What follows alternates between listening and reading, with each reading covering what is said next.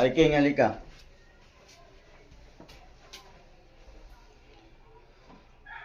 Ikaw, huwag kang nagagalit sa mami mo.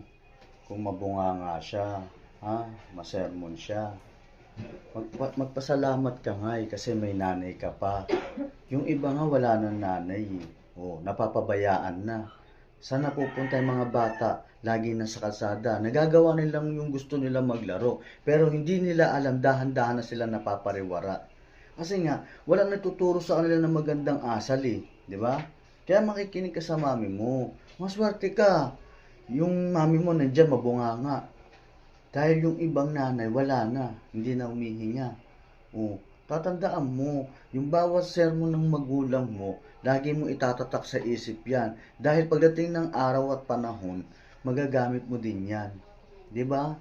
Tatandaan mo, hindi yan para sa amin, para sa inyo yan. Kasi habang lumalaki kayo, pinapagalitan namin kayo, hinuhubog namin kayo para maging mabuting tao. Ha? Kaya hindi ka pwede magalit. Kasi walang magulang na hindi nila gusto na mapariwara na mapariwara yung anak nila. Tatandaan mo 'yan. Lahat kaming mga magulang gusto namin mapabuti kayo hanggang paglaki. Hanggang kinabukasan nga iniisip namin lagi 'yan na sana maging mabuting tao kayo. Dahil ayaw namin dumating yung panahon na sa sobrang pariwara ng buhay nyo, nandun kayo sa kulungan.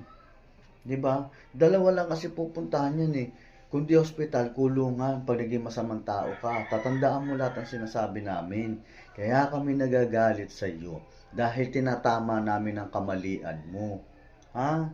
Opo. Oh. Sige na.